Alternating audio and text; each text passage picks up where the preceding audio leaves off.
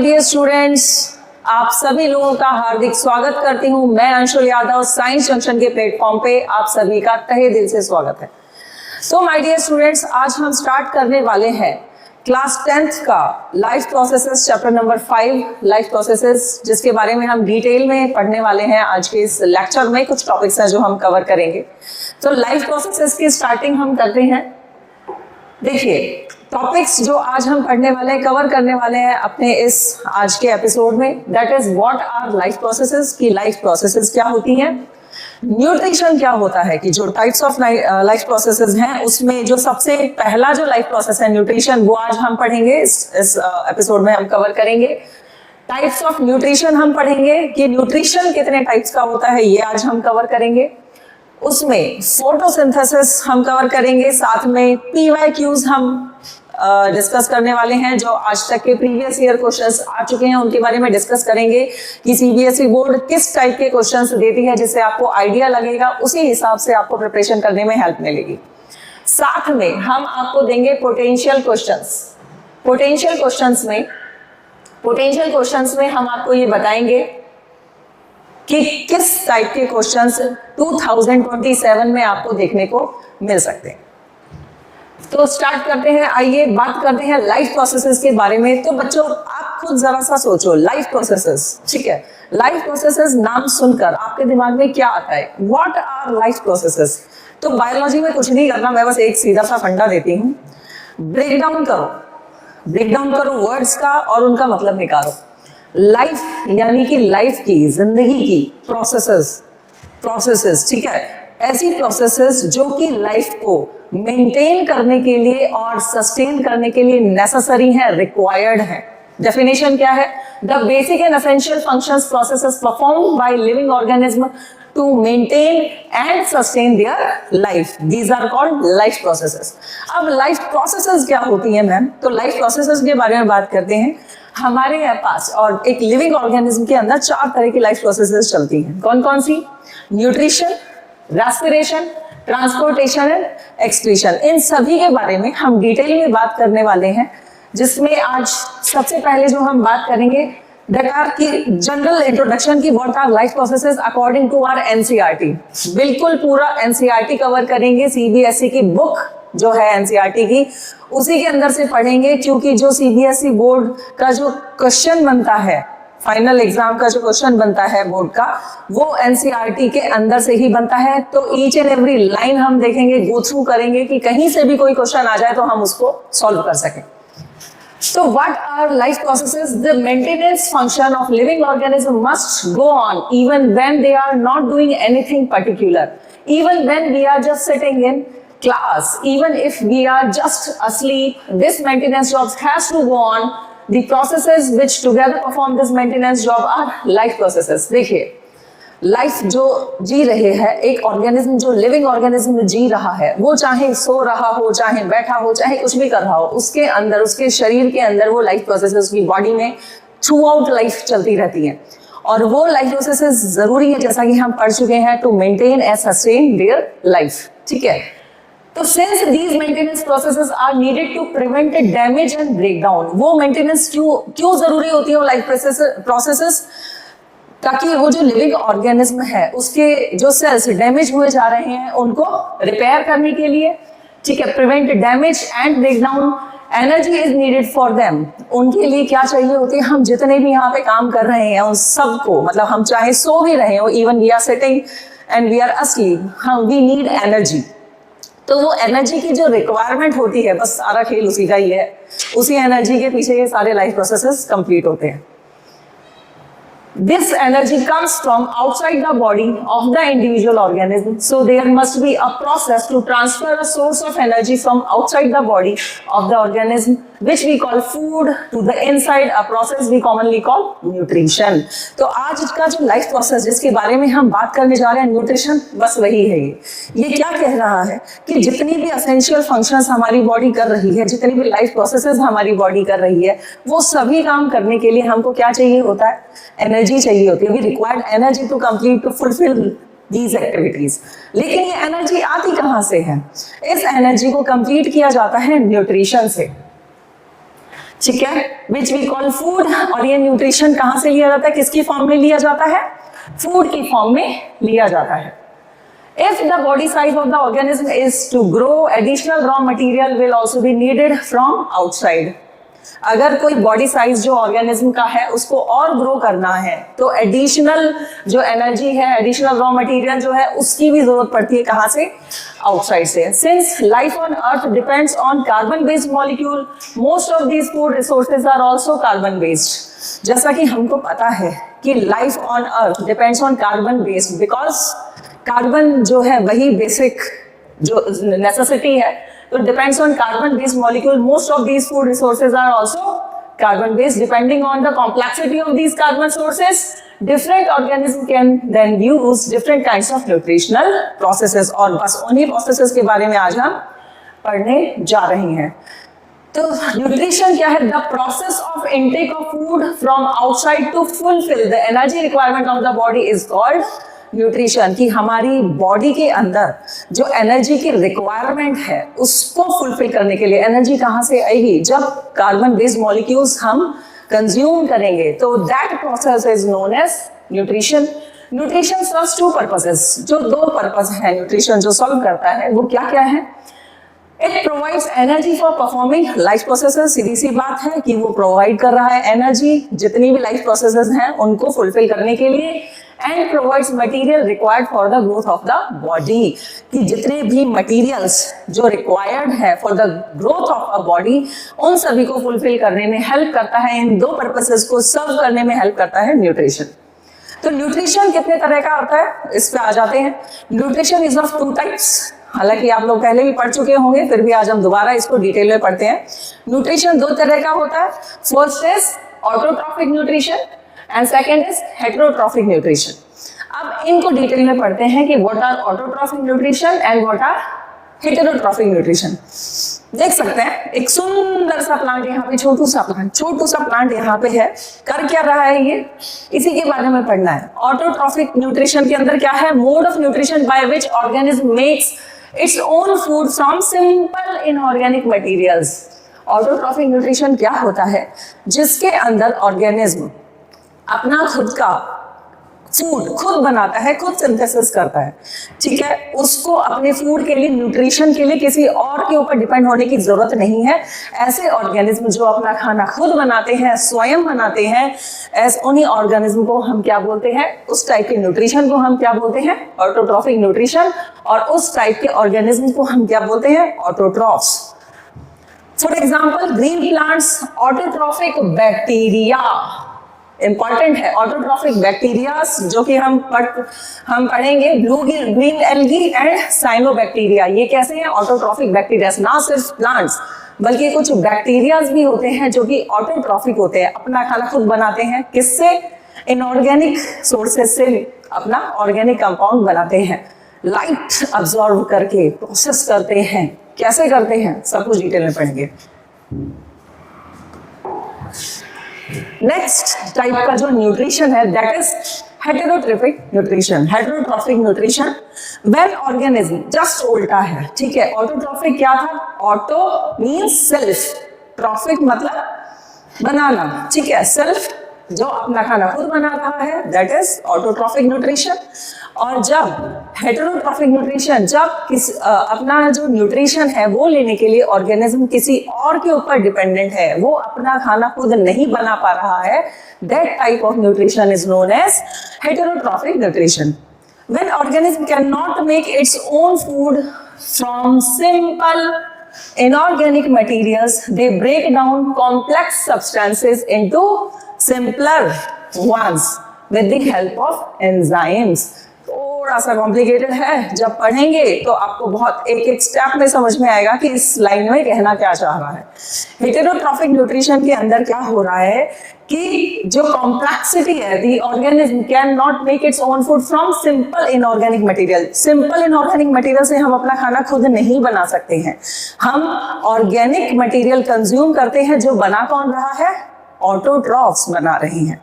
And we are heterotrophs, क्योंकि हम अपने न्यूट्रिशन के लिए किसके ऊपर डिपेंडेंट है, ऑटोट्रॉफ्स के ऊपर डिपेंडेंट है। For example human, cat, fungi etcetera. Live example आप लोगों के सामने है, देखो यहाँ पे आपको दोनों तरह के एग्जाम्पल इस एक पिक्चर के अंदर शो हो रहा होगा। एक है ऑटोट्रॉफ और एक है हेटेरोट्रॉफ्स। ठीक है, ऑटोट्रॉफ एक प्लांट है जो कि अपना खाना, अपना फूड खुद बना रहा है इनऑर्गेनिक मटेरियल से, in the presence of light energy convert कर रहा है, अपने फूड को बना रहा है। और इस फूड को कौन खा रहा है, आप देख सकते हैं छोटा सा यहाँ पे आपको एक काऊ दिख रहा है। ठीक है, ये जो काऊ है इस प्लांट को खा रही है। इसका मतलब ये जो प्लांट था वो तो था ऑटोट्रॉफ, और क्योंकि अपने फूड के लिए, अपने न्यूट्रिशन के लिए, अपनी उस एनर्जी के लिए जो ये काऊ है इस प्लांट को इनटेक कर रही है, खा रही है, तो ये कहला रही है क्या, हेटेरोट्रॉफ। ठीक है, तो दैट एनिमल इज हेटेरोट्रॉफ क्योंकि ये अपना खाना खुद नहीं बना पा रहा है। आई होप यहां तक आपको ऑटोट्रॉफ्स और हेटेरोट्रॉफ्स समझ में आ गया होगा। आगे चलते हैं, अब पढ़ते हैं एनसीईआरटी क्या कह रही है इसके बारे में। देखें, how do living things get their food. The general requirement for energy and materials is common in all organisms, but it is fulfilled in different ways. Some organisms use simple food material, as we have discussed. Simple food material obtained from inorganic resources in the form of carbon dioxide and water. These organisms, the autotrophs, include green plants and some bacteria. Other organisms utilize complex substances. These complex substances have to be broken down into simpler one before they can be used for the upkeep and growth of the body.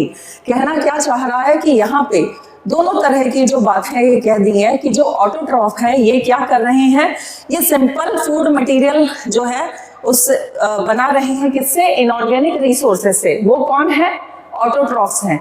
और heterotrophs क्या कर रहे हैं, अच्छा, इन the form of carbon dioxide and water. और heterotrophs क्या कर रहे हैं कि उस कॉम्प्लेक्स सब्सटेंस को, इस कॉम्प्लेक्स सब्सटेंस को वो क्या कर रहे हैं, ब्रेक डाउन कर रहे हैं, किसमें, सिंपल सब्सटेंसेस में, to upkeep the growth of the body, यानी कि बॉडी की ग्रोथ के लिए और बॉडी की लाइफ की मेटाबॉलिक एक्टिविटीज के लिए, मेंटेनेंस के लिए एंड सस्टेन के लिए। To achieve this, organism use biocatalyst called enzymes। बेटा ये सब काम करने के लिए बायोकैटालिस्ट यानी कि एंजाइम वर्ड आप अभी सुनेंगे, ये जो एंजाइम्स होते हैं यही वर्क करते हैं इन कॉम्प्लेक्स सब्सटेंसेस के ऊपर और ब्रेक डाउन करके डाइजेस्ट करते हैं और कन्वर्ट करते हैं इनटू सिंपलर वन, जिनको हमारी सेल्स, हमारी बॉडी यूज करती है अपनी ग्रोथ में, अपनी रिपेयर में, ब्रेकडाउन से डैमेज होने के लिए बचाने में, प्रिवेंट करने। Thus, the heterotroph survival depends directly or indirectly on autotrophs. It's an important question कि जो heterotrophs हैं ये अपने सर्वाइवल के लिए डायरेक्टली और इनडायरेक्टली किसके ऊपर डिपेंडेंट है, ऑटोट्रॉफ्स के ऊपर। Heterotrophic organism include animals and fungi. Fungi is also heterotrophs. ठीक है, चलिए नेक्स्ट आ जाते हैं टाइप्स ऑफ हेटेरोट्रॉफिक न्यूट्रिशन में। देखिए, हेटेरोट्रॉफिक न्यूट्रिशन जो होता है वो बाद में फर्दर डिवाइड किया गया है 3 टाइप के न्यूट्रिशन में। One is holozoic nutrition, second saprophytic nutrition and third parasitic nutrition. अब इनके बारे में डिटेल में पढ़ लेते हैं।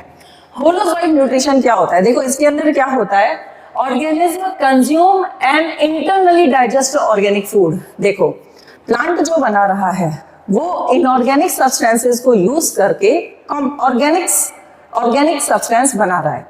उस ऑर्गेनिक सब्सटेंस को हम खा रहे हैं, और जब हम उस ऑर्गेनिक सब्सटेंस को खा रहे हैं तो वो जो ऑर्गेनिक सब्सटेंस है हमारे अंदर जाकर, हमारे डाइजेस्टिव सिस्टम के अंदर जाकर डाइजेस्ट हो रहा है। और उसको डाइजेस्ट कौन कर रहा है, जो अभी हमने जस्ट पढ़ा था, बायोकैटलिस्ट या एंजाइम, ये उसको डाइजेस्ट कर रहे हैं और ब्रेक डाउन कर रहे हैं उस कॉम्प्लेक्स सब्सटेंस को into simpler. For example human, dog, amoeba and paramecium. देखो ह्यूमन और डॉग आप जानते हो, ठीक है, लेकिन बच्चे जो मेनली गलती करते हैं इस एग्जाम्पल के अंदर गलती करते हैं, और ये एग्जाम्पल जो है ये पूछा जाता है, इंपॉर्टेंट है, स्टार मार्क कर लो। क्वेश्चन आता है कि अमीबा एंड पैरामीशियम किस टाइप का न्यूट्रिशन शो करते हैं, किस टाइप का न्यूट्रिशन इनके अंदर पाया जाता है, तो आपका answer will be holozoic nutrition. Understand? चलिए पढ़ते हैं सेकंड टाइप का nutrition, that is saprophytic nutrition.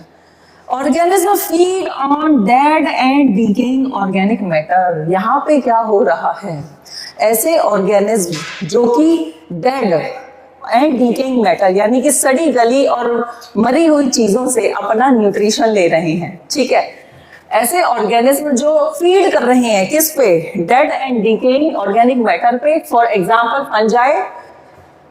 Fungi में क्या क्या आता है, देखो मशरूम की सब्जी कितने लोगों को पसंद है, भाई मुझे तो बहुत पसंद है, ठीक है, ये जो मशरूम की सब्जी है बहुत टेस्ट लेके खाते हैं, लेकिन क्या आप जानते हैं कि ये क्या है, एक फंजाई है। और आप ये जानते हैं कि ये जो फंजाई है ये कैसे बन रहा है, कैसा न्यूट्रिशन शो कर रहा है, सैप्रोफिटिक न्यूट्रिशन, यानी कि ये क्या कर रहा है, कहाँ ग्रो करता है, dead and decaying organic matter पे। अब ये सुनकर ना खाना मत छोड़ देना, खाओ, हेल्दी होता है, ठीक है। साथ में ब्रेड मोल्ड्स भी फंजाई होते हैं। घर में कई बार ब्रेड जो होती है रखी रह जाती है, बाहर मॉइस्चर होता है, सड़ जाती है, कभी किसी दिन हम निकाल के देखते हैं कि आज हम ब्रेड खाएंगे तो उसमें कुछ कुछ ग्रीन सा या व्हाइट सा हमको स्ट्रक्चर दिखाई देता है, दैट इज ऑल्सो फंजाई, ठीक है। तो ये जो ब्रेड मोल्ड्स हैं, यीस्ट है, मशरूम है, these are example of saprophytic nutrition. चलिए नेक्स्ट आ जाते हैं हम पैरासिटिक न्यूट्रिशन पे। देखो पैरासाइट, जितने भी पैरासाइट आप सोच सकते हो, ये सारे पैरासाइट्स जो है पैरासिटिक न्यूट्रिशन शो करते हैं। क्या है मैडम ये पैरासिटिक न्यूट्रिशन क्या होता है, जान लेते हैं, समझ लेते हैं। बचपन में जब आप लोग छोटे थे, अभी भी छोटे ही हो, लेकिन जब बहुत ज्यादा छोटे थे तब मम्मी खुजली हो रही है आते होंगे ना, और फिर मम्मी देखकर बैठ जाती थी, अरे ये जू कहाँ से लेकर आ गया। तो that lies shows parasitic nutrition, कि आपके सर के अंदर जो लाइस है दैट इज एक्सटर्नल पैरासाइट, ठीक है। और सिर्फ वही नहीं, मम्मी बहुत जोर से पेट में दर्द हो रहा है, मम्मी बहुत दर्द हो रहा है, फिर मम्मी लेके जाती थी डॉक्टर के पास और डॉक्टर दे देता था एल्बेंडाजोल की गोली, लो मैडम आज ले लो, फिर 2 हफ्ते बाद इसको रिपीट करना। क्यों? क्योंकि वो एल्बेंडाजोल जो था वो दिया जाता था आपके पेट के कीड़ों के लिए, आपके वॉर्म्स के लिए। पेट में कीड़े हो जाते हैं बच्चों के जिससे पेट दर्द होता है, ठीक है, तो उसके लिए एल्बेंडाजोल डॉक्टर प्रिस्क्राइब किया करता था, तो उसको हम बोलेंगे इंटरनल पैरासाइट। अब देखो डिफरेंस समझो, लाइस क्या कर रहा है, लाइस आपके सिर में है, आपके बॉडी के बाहर है, लीच हुआ, ठीक है, जोंक हुआ, लीच हुआ, लाइस हुआ, ये क्या है, एक्सटर्नल पैरासाइट है। पैरासाइट मतलब कि ये न्यूट्रिशन ले रहे हैं आपकी बॉडी के ऊपर से, आपके ब्लड में से, ठीक है, तो आपके ब्लड से सक कर रहे हैं ये और न्यूट्रिशन ले रहे हैं। और ब्लड के अंदर क्या है, आपने जो खाया हुआ है उसका ग्लूकोज घूम रहा है, ठीक है, तो वो आपके खाए हुए पचाए हुए ऑलरेडी जिस पे आप काम कर चुके हो उससे अपना न्यूट्रिशन सक कर रहे हैं, ठीक है। तो हमारा न्यूट्रिशन तो कम हो रहा है ना भैया, लेकिन उनका साइज देखो और अपना साइज देखो, हम पे इतना फर्क नहीं पड़ता, इतना असर नहीं होता, लेकिन हमारा न्यूट्रिशन तो ले रहा है ना भाई। क्यों कॉम्प्रोमाइज कर रहे हैं, हमने इतनी मेहनत की, हमारे एंजाइम्स ने इतनी मेहनत करी, हम क्यों अपना न्यूट्रिशन लाइस को दे, लीच को दे, नहीं देंगे, बिल्कुल नहीं देंगे। तो दीज आर एक्सटर्नल पैरासाइट, और जो आपके पेट के कीड़े हैं these are example of internal parasite. The body of the another living organism, यानी कि ऑर्गेनिज्म जो कि न्यूट्रिशन ले रहा है कहाँ, या तो इन ऑन द बॉडी या फिर inside the body of the another living organism. और वो जो लिविंग ऑर्गेनिज्म है यानी कि हम क्या है, होस्ट बॉडी से जो क्या ले रहा है, न्यूट्रिशन ले रहा है, often causing harm to the host. Harm तो होता ही है ना भैया, पेट दर्द होता है, ठीक है, खुजली होती है, इचिंग होती है, तो वो क्या है, हार्म है। For example lice, leech, tapeworm. ये जो टेप वॉर्म है दैट इज पेट का कीड़ा। लिवर फ्लूक, टेप वॉर्म, ये क्या है? ये आपके इंटरनल पैरासाइट है। कस्क्यूटा सबसे इंपॉर्टेंट बेटा, ये जो कस्क्यूटा है अमरबेल, जो क्वेश्चन आता है सीबीएसई के फाइनल एग्जाम्स के अंदर, कस्क्यूटा अमरबेल, ये एक अमरबेल कस्क्यूटा बेल, देखो बेल नाम से आपको पता चल रहा है प्लांट है।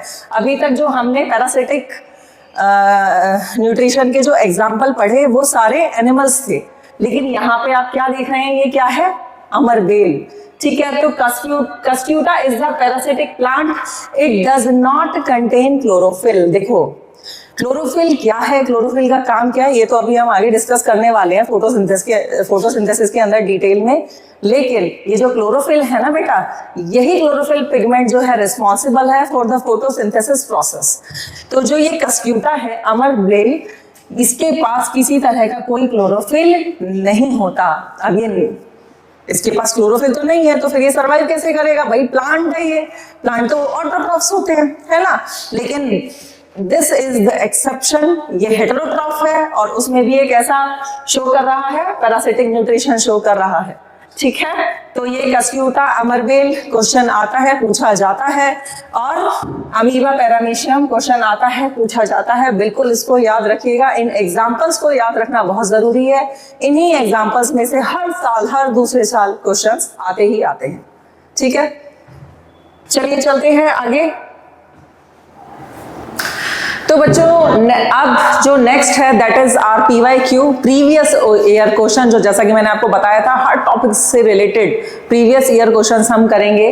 तो ये जो क्वेश्चन है ये आया हुआ है 2017 में, 20 में एंड 21 में। Question, which of the following organism exhibit saprotrophic nutrition. Saprotrophic का मतलब क्या होता है? Dead and decaying. याद करो, ऐसे ऑर्गेनिज्म जो अपना nutrition dead and decaying organism से ले रहे हैं, that nutrition is known as saprotrophic या सेप्रोफिटिक न्यूट्रिशन। ठीक है, बताओ आंसर क्या होना चाहिए? मैंगो ट्री, नो, ट्री है। ठीक है, अमीबा, नो। मशरूम, मशरूम हो सकता है, बिल्कुल अभी हमने पढ़ा था और कितने ही बच्चों ने बोल दिया कि अब से मशरूम ही नहीं खाएंगे, सड़ी गली चीजों पे पैदा होता है। नहीं नहीं नहीं, बिल्कुल बेटा खाना है, हेल्दी होता है। ठीक है, तो mushroom is the right answer. Next PYQ है that is which of the following organism show parasitic mode of nutrition, जो क्वेश्चन मैंने आपको बताया था। ठीक है, कब कब आया हुआ है? 19 में, 21 में एंड 23 में। पूरे चांसेस हैं 27 में आने के। ठीक है, कौन कौन सा है जो कि parasitic mode of nutrition show करता है? अमीबा कैसा शो कर रहा है? बताओ, अमीबा कैसा न्यूट्रिशन शो कर रहा है? Holozoic nutrition. ठीक है, एल्गी कैसा न्यूट्रिशन शो कर रहा है? होलोजोइक। मशरूम जो है saprophytic and Cuscuta is showing parasitic nutrition. तो योर आंसर इज कस्क्यूटा, ये सब नहीं होंगे। चलिए नेक्स्ट आ जाते हैं हमारे सबसे इंपॉर्टेंट टॉपिक पे, विच इज फोटोसिंथेसिस। बेटा बहुत ही इंपॉर्टेंट टॉपिक है फोटोसिंथेसिस। ऑटोट्रॉफिक न्यूट्रिशन की स्टार्टिंग आप इसको बोल सकते हो। दोबारा से रिकॉल करो, व्हाट इज ऑटोट्रॉफिक न्यूट्रिशन? ऐसा न्यूट्रिशन जिसके अंदर जो ऑर्गेनिज्म है अपना खाना खुद बना रहा है, that nutrition is known as autotrophic nutrition. तो प्लांट्स हमने पढ़ा हुआ है, एग्जाम्पल हमने पढ़ा था, प्लांट्स जो हैं वो कैसे हैं? ऑटोट्रॉफ्स हैं। और ये प्लांट्स अपना खाना कैसे बना रहे हैं, यही हम डिस्कस करने जा रहे हैं। अब तक हम सब ये पढ़ते आए हैं कि प्लांट्स जो हैं फोटोसिंथेसिस करते हैं। ठीक है, अब पढ़ तो लिया फोटोसिंथेसिस करते हैं, लेकिन कैसे करते हैं, होता क्या है, फोटोसिंथेसिस प्रोसेस क्या चीज है, वही हम यहाँ पर डिटेल में पढ़ने वाले हैं। The process by which green plants make their own food क्या बना रहे हैं? वो ग्लूकोज बना रहे हैं, कार्बोहाइड्रेट बना रहे हैं from carbon dioxide, water by using sunlight energy in the presence of chlorophyll is called photosynthesis. यानी कि क्या समझ में आ रहा है इस लाइन में आपको? देखो, हमने स्टार्टिंग में पढ़ा था कि क्या कर रहे हैं, इनऑर्गेनिक सब्सटेंसेस को यूज करके in the presence of sunlight and using their pigment which is chlorophyll pigment, they are making what? Glucose. Carbohydrate, ठीक है। तो प्लांट जो ये कार्बोहाइड्रेट बना रहे हैं इन कुछ इनऑर्गेनिक मटेरियल्स को यूज करके, इसी प्रोसेस को हम क्या बोलते हैं, photosynthesis. Carbohydrates are utilised for providing energy to the plants. किस काम आ रहे हैं भाई, सीधी सी बात है, खाना, न्यूट्रिशन। क्यों खा रहे हैं हम, क्यों खा रहे हैं, या प्लांट्स क्यों बना रहे हैं, टू गेन दैट एनर्जी। अब वो एनर्जी उनको किससे मिल रही है, न्यूट्रिशन से मिल रही है। Remaining carbohydrates which are not used immediately by the plants are stored in the form of starch, ठीक है। भाई जब बना रहे हैं, बनाते बनाते जो खा रहे हैं, ठीक है, उससे तो एनर्जी ऑब्टेन हो रही है, लेकिन अब खाना बन गया बहुत सारा और प्लांट अब उसको यूज नहीं कर रहा है क्योंकि उसको जरूरत ही नहीं है एनर्जी को यूज करने की। तो क्या होगा, वो जो खाना है, वो जो फूड है, कार्बोहाइड्रेट, वो जो ग्लूकोज है, वो क्या हो जाता है, स्टोर हो जाता है इन the form of starch. Necessary conditions for photosynthesis, कौन कौन सी ऐसी कंडीशंस हैं जो कि फोटोसिंथेसिस के लिए जरूरी हैं, जिनके बिना फोटोसिंथेसिस हो ही नहीं सकता। क्या क्या है वो, देखिए, sunlight, chlorophyll, carbon dioxide and water. ये चार चीजें, ये चार एलिमेंट नेसेसरी एलिमेंट्स हैं, इनके बिना फोटोसिंथेसिस हो ही नहीं सकता। और ऐसा नहीं है कि चारों जो हैं वो उनमें से कोई एक भी प्रेजेंट नहीं हुआ तो फोटोसिंथेसिस हो जाएगी, ना जी ना, बिल्कुल भी नहीं। अगर इनमें से एक भी चीज प्रेजेंट नहीं होगी, एक भी एलिमेंट प्रेजेंट नहीं होगा, फोटोसिंथेसिस की प्रोसेस नहीं होगी। अब प्लांट देखते हैं कि ये सारे एलिमेंट्स लेता कहाँ से है। देखिए, सनलाइट, सीधी सी बात है, सूर्य महाराज हमारे जो प्रेजेंट हैं वो क्या दे रहे हैं, हम सभी को सनलाइट दे रहे हैं। तो ये sunlight absorb by chlorophyll molecule, ठीक है, फ्रॉम द सन। क्लोरोफिल ये ऑलरेडी भगवान ने इनको बाय डिफॉल्ट दिया हुआ है कि भैया अपना खाना खुद बनाना, तुमको ये पिगमेंट दे दिया, सनलाइट लेना, कार्बन डाइऑक्साइड लेना, पानी लेना और अपना खाना बना देना। तो क्लोरोफिल पिगमेंट इनके अंदर प्रेजेंट होता है। कहाँ प्रेजेंट होता है मैडम, देखो 9th क्लास में सेल चैप्टर आपने पढ़ा था। सेल चैप्टर के अंदर आपने ये भी पढ़ा था कि सेल के अंदर छोटे छोटे छोटे टाइनी स्ट्रक्चर्स प्रेजेंट होते हैं जिनका अपना अपना एक काम होता है, ठीक है। तो वो जो स्ट्रक्चर्स थे उनमें प्लांट सेल में क्लोरोप्लास्ट नाम का एक सेल ऑर्गेनेल था। उन स्ट्रक्चर्स को हमने क्या कहा था, सेल ऑर्गेनेल्स। उनमें क्लोरोप्लास्ट नाम का सेल ऑर्गेनेल था। उसी क्लोरोप्लास्ट के अंदर प्रेजेंट होता है क्लोरोफिल पिगमेंट, ठीक है। तो ये प्रेजेंट होता है क्लोरोप्लास्ट ऑफ द लीव्स के अंदर। Carbon dioxide enters leaves through stomata present on the surface of the leaf, ठीक है। आप जानते हैं, पढ़ते आए हैं कि स्टोमेटा क्या होते हैं, टाइनी पोर्स होते हैं जिनके थ्रू एयर या गैशियस एक्सचेंज होता है। उसी गैशियस एक्सचेंज के टाइम पे कार्बन डाइऑक्साइड जो है उसको ग्रैब किया जाता है, उसका फिक्सेशन किया जाता है और कन्वर्ट किया जाता है इनटू कार्बोहाइड्रेट। अभी पढ़ेंगे डिटेल में। Water taken up from the roots, ठीक है, from soil, by the roots from soil. ये चार मॉलिक्यूल ऐसे हैं, नेसेसरी मॉलिक्यूल्स, असेंशियल एलिमेंट्स जिनका होना बहुत ज़रूरी है। इनमें से अगर एक भी एलिमेंट नहीं हुआ तो बच्चों फोटोसिंथेसिस की प्रोसेस नहीं होगी। सभी के सभी का होना बहुत ज़रूरी है। यस, तो बच्चों देखो, अभी जैसा कि मैंने आपको कहा कि मैडम सबसे पहले तो ये बताओ कि ये जो क्लोरोप्लास्ट है ये है कहाँ। चलो आज थोड़ा सा देख लेते हैं, थोड़ा ड्रॉ करते हैं, ठीक है। मान के चलिए ये क्या है, लीफ। मान के क्या चलिए, मैं लीफ ही बना रही हूं तो लीफ ही होगी ना, ठीक है। इस लीफ के अंदर बच्चों प्रेजेंट है मीजोफिल सेल्स, ठीक है। क्या है, मीजोफिल सेल्स। ये जो मीजोफिल सेल्स हैं इन्हीं सेल के अंदर प्रेजेंट होता है क्लोरोप्लास्ट। क्या प्रेजेंट होता है, क्लोरोप्लास्ट। और ये जो क्लोरोप्लास्ट होते हैं ना बच्चों, इन्हीं क्लोरोप्लास्ट के अंदर प्रेजेंट होता है ग्रेना। क्या प्रेजेंट होता है, ग्रेना।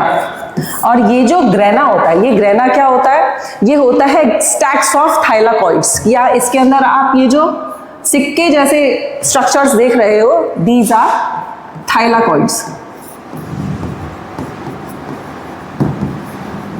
ठीक है, ये ग्रुप ऑफ थाइलाकॉइड्स जो होते हैं एक के ऊपर एक ऐसे प्रेजेंट होते हैं, स्टैकिंग ऑफ थाइलाकॉइड्स होती है, और ये थाइलाकॉइड्स जो होते हैं, ये ग्रुप ऑफ थाइलाकॉइड्स को हम क्या बोलते हैं, ग्रेना। ये जो थाइलाकॉइड्स होते हैं बच्चों, ये जो क्लोरोफिल पिगमेंट होता है इन्हीं थाइलाकॉइड्स के ऊपर प्रेजेंट होता है।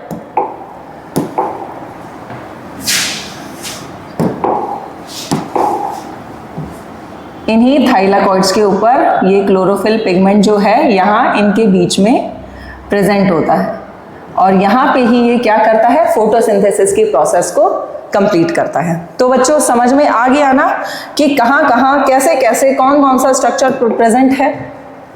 जैसे हमने ये बनाई थी, ये क्या थी मैडम, ये तो लीफ थी। ये जो था ये क्या था मैडम, ये मीजोफिल सेल थी। ठीक है, ये जो मीजोफिल सेल है, इसी मीजोफिल सेल के अंदर ये क्या था मैडम, ये तो कोई आपने सेल ऑर्गेनेल बताया था। जी हाँ बच्चों, बिल्कुल ये सेल ऑर्गेनेल है। ठीक है, जिसको हम कहते हैं क्लोरोप्लास्ट। और इसी क्लोरोप्लास्ट के अंदर ये जो थाइलाकॉइड्स है एक के ऊपर एक प्रेजेंट है, जिनको ग्रुप में हमने बोल दिया ग्रेना, और इन्हीं थाइलाकॉइड्स के सरफेस के ऊपर प्रेजेंट होते हैं क्लोरोफिल पिगमेंट्स। ये जो दिख रहे हैं रेड कलर के आपको, दीज आर क्लोरोफिल पिगमेंट्स। और यही क्लोरोफिल पिगमेंट्स जो होते हैं बच्चों, यही मिलकर क्या करते हैं, फोटोसिंथेसिस करते हैं। ये जो पिगमेंट है ये भी 4 तरह के होते हैं, chlorophyll a, chlorophyll b, xanthophyll and carotene. ठीक है, तो ये चारों मिलकर जो है एक फोटो सिस्टम बनाते हैं, और ये फोटोसिंथेसिस की प्रोसेस को कंप्लीट करते हैं। आपके लिए इतना ही जानना जरूरी है। तो बच्चों पढ़ रहे थे हम नेक्स्ट साइट ऑफ फोटोसिंथेसिस। अब आप बता सकते हैं इतना समझने के बाद कि साइट ऑफ फोटोसिंथेसिस क्या है, क्लोरोप्लास्ट। साइट क्या है, chloroplast, and chloroplast is a cell organelle. Chlorophyll is present in the green colored cell organelle called chloroplast inside the plant cell, यही हमने पढ़ा। The leaves are green because of chloroplast. Chloroplast pigment जो होता है green colour का होता है, इसलिए leaves क्या होती हैं, उसी chloroplast pigment की वजह से ग्रीन होती हैं। Chlorophyll is present in which? Chlorophyll कहाँ प्रेजेंट होता है, देखो ये क्वेश्चन पूछा जाता है। What is the cell organelle and what is the cell organ, what is the organ. तो आपको ये पता होना चाहिए सेल ऑर्गेनेल क्या है, क्लोरोप्लास्ट है, और ऑर्गन क्या है, लीफ है। Carbon dioxide enters through stomata, ये हम पढ़ चुके हैं। Water taken up by the roots from soil, water कहाँ से लिया जाता है, सॉइल के अंदर से रूट्स जो हैं उस वाटर को, जो रूट्स के पास जो रूट्स हेयर्स होते हैं वो ऑस्मोसिस के थ्रू, एंडो ऑस्मोसिस के थ्रू उस वाटर को ग्रैब करते हैं और उसको पुश करते हैं टुवर्ड्स द स्टेम, और स्टेम में प्रेजेंट होता है जाइलम। और आपने पढ़ा था 9th क्लास में कि जाइलम का काम होता है वाटर कंडक्शन का। ठीक है, water taken up by the roots from soil, nitrogen, phosphorus, magnesium and iron are also taken। ये सब चीजें, ये सारे न्यूट्रिएंट्स भी सॉइल के थ्रू ही, वाटर के थ्रू प्लांट में आती हैं। Nitrogen is taken in the form of nitrates and nitrites। In plants food यानी कि glucose stored in the form of starch. बेटा इंपॉर्टेंट क्वेश्चन है, स्टार मार कर लेना कि प्लांट के अंदर जो फूड है वो किस फॉर्म में स्टोर होता है, स्टार्च की फॉर्म में, पता होना चाहिए। और एनिमल्स के अंदर वो फूड किस फॉर्म में स्टोर होता है, ग्लाइकोजन की फॉर्म में। स्टार्च मत लिखाना, ठीक है, स्टार्च की फॉर्म में तो प्लांट्स में स्टोर होता है। In animals it is stored in the form of glycogen. तो ऑटोट्रॉफिक न्यूट्रिशन की हमारी जो एनसीईआरटी की रीडिंग है वो कर लेते हैं। Carbon and energy requirements of the autotrophic organism are fulfilled by photosynthesis. It is the process by which autotrophs take in substances from the outside and convert them into stored form of energy. और वो energy की जो form है, वो जो store है, storage किस form में हो रही है, स्टार्च की फॉर्म में हो रही है। This material is taken in the form of carbon dioxide and water, which is converted into carbohydrates in the presence of sunlight and chlorophyll. Carbohydrates are utilized for providing energy to the plant. We will study how this takes place in the next section.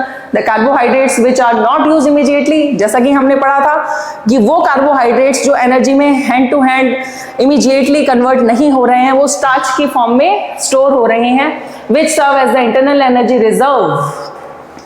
Word पे जाना, internal energy reserve to be used as and when required by the plant. जब plant को जरूरत होगी तो उस reserve को use करेगा जो स्टार्च की फॉर्म में उन्होंने स्टोर कर लिया है और अपनी एनर्जी को वहां से ग्रैब करेगा. A somewhat similar situation is seen in us where some of the energy derived from the food we eat is stored in the body in the form of glycogen.